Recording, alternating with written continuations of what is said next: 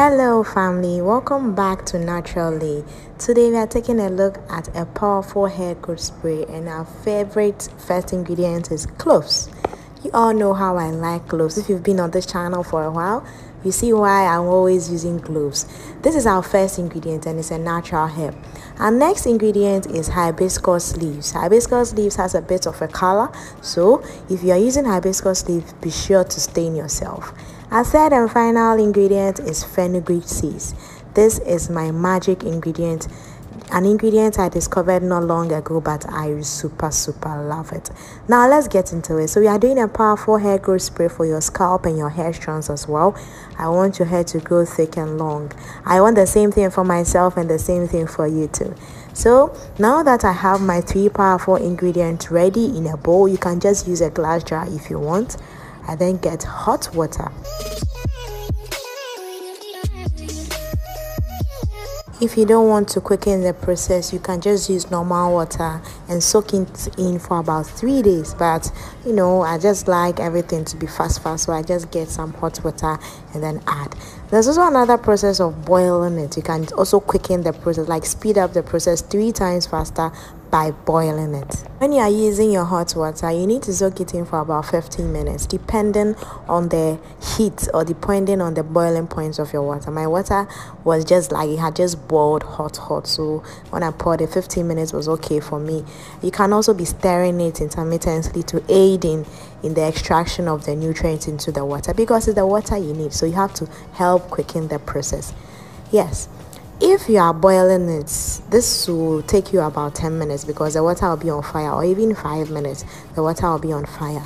Once I'm here and the water color changes to a deeper color like hibiscus color, I then transfer it into another bowl or maybe an applicator bottle.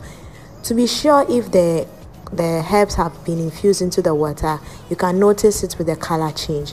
If you compare the two colors, you realize that one was lighter than the other one. So that is when I got to know that my hairspray is ready to be used. After here, I get a clean spray bottle of my choice. Don't do too much of the spray, because when you do too much of the spray, you will end up wasting it. And the reason I'm saying this is because when you store some in the fridge, it loses its potency. So just a little, half a cup, should take you throughout the week. When you boil too much, I don't really recommend it because it might go bad as well. So just boil enough. So yes, guess what? I'm using this spray for my hair. Do you know that when you're in braids, you can still take care of your hair inside braids? The fact that you're in braids doesn't mean that, okay, you've left your hair to rest. Yes, your hair is resting, but you need to pamper it a little while it's resting. So this is what I'm doing throughout the whole period that I'm in braids, so that at least by the time I take off my braids, I'm guaranteed that I've given some nutrients to my hair while it was resting. So yes, I spray this on my scalp, focus on the scalp. Natural herbs help in so many ways, so many different ways. With these 3 ingredients, they have peculiar benefits to your hair and your health. People consume these 3 ingredients, and now yes, let me tell you the benefits of these 3 ingredients and why you need it for your hair. Our first one to look at is cloves. Cloves is very beneficial for the hair. If you have used cloves before, I think you can attest to it. Cloves help promote hair growth when applied to the roots. It also repairs and strengthens your hair and gives it shine. And also, when you apply it regularly, you see great results. I've been on herbs throughout my hair journey, especially into my 6th month of my natural hair journey, and I will never regret it. I will really never regret it, because herbs thicken your hair. They make your hair strong. Our next herb is hibiscus. People usually use the dry ones, and some people, like 1 or 2 people, use, let me say 2 out of 10 people use the fresh ones. The fresh ones because they have it available in their gardens, and the dry ones because that is what is sold on the market and the popular one. So why is hibiscus so good for your hair? Hibiscus contains amino acids, essential ingredient for hair growth.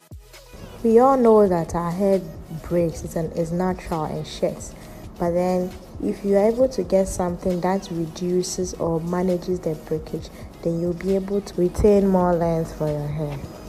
Fenugreek contains composition of plant compounds, including flavonoids and saponins.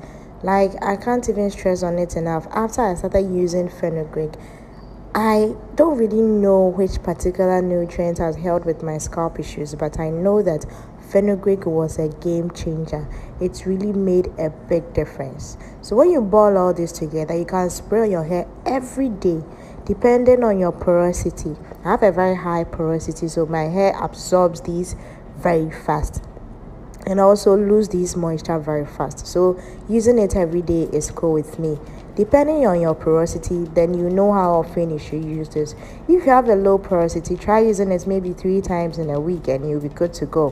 When you use it too much, it may clog your pores because you follow up with a growth oil in order to double the growth. So yes, I do this and I don't forget to massage my scalp, because massaging my scalp is very important for my hair to grow. Try as much as possible to focus on the roots or on your scalp, because hair growth starts from the scalp, and when you focus on the scalp or the roots, you are going to have new growth coming out strong and healthy. Yeah, you can do this every day, as I said earlier, depending on your porosity. So guys, this is my hair and this is what I do to it every day. This is the treatment I'm doing and you'll never regret it. Try doing this for at least 3 months or 4 months and see how your hair texture and everything will change. Not the texture, I mean the thickness will change. You should take pictures so that you know how your hair has improved since you started the treatment. I'll be ending here for today. Let me know what you think about this video. What are your general thoughts? Is this something you will try? Is this something you've tried before? And is this something not worth trying? Before I end the video, let me chip in this last thing. People usually ask me how to manage the smell. When you do the treatment fresh, it doesn't really have a strong smell unless you are very sensitive to smell, or unless maybe you go into public a lot, so you are conscious of how people will be smelling herbs in your hair. Get a small fragrance, any fragrance oil of your choice, something that smells mild, not too strong. And then when you are done with your treatment, you just dip a little inside it, shake it before you spray it on your hair, so then it camouflages or it marks any smell that may come out. Me, I don't add any smell to it because I do a little enough for about 5 days, and 5 days is all. It doesn't bring out any smell for me, but also yours may be different. I'll be ending here for today. Let me know what you think about this video. So next time, bye.